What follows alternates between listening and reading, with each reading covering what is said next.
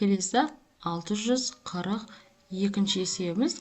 Тракторшы бірінші күні 12,4 гектар жер жыртты.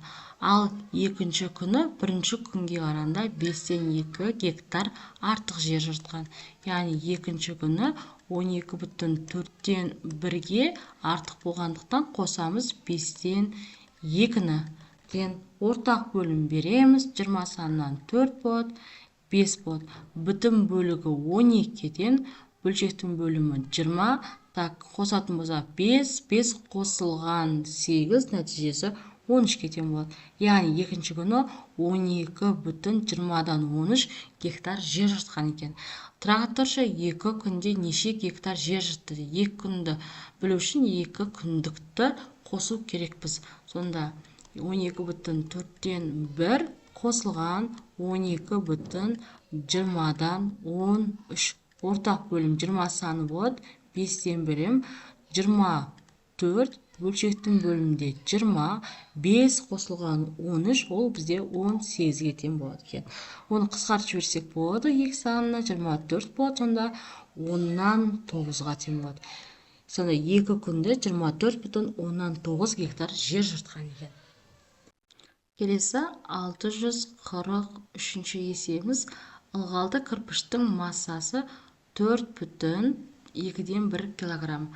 Кірпіш кептірілгенде алғашқы массасын 5-4-ін жоғалтады. Кептірілген кірпіштің массасы неше килограмм дейді. Енді бастапқыда ылғалды кезде 4,2-1 килограмм болған. Кептірілген кірпіш алғашқы массасының 5-4-ін жоғалтады екен. Яғни азайтамыз. Ортақ бөлім берейік. 10 санынан 5, 2 болады. 4, бөлшектің бөлімінде 10, 5-тен азайтамыз. 8-ді минус сан шыққан, сондықтан да қарыс сұраймыз. Бөлшектің бөлімінде 10 болады. 10 қосылған 5, азайтылған 8. Сонда 3,10-нан 15-тен 8 алатын болса 7-ге тең болады. 3,7 килограмм болды. Бұл бізде кептірілген кірпіштің массасы. Келесі 644 есебіміз. Квадраттың қабырғасының ұзындығы берілген. А тең 6,5-2 сантиметр дейді. Квадраттың периметрін табыңыздар. Периметрін табу формуласы бізде 4-ға тең.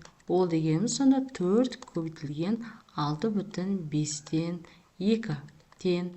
4 көбейтілген бұрыс бөлшекке айналдырып алам. 32 болады екен.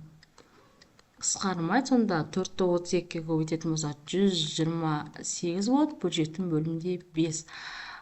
Бұрыс бөлшек шықты. Аралас бөлшекке айналдыру үшін 25 болады.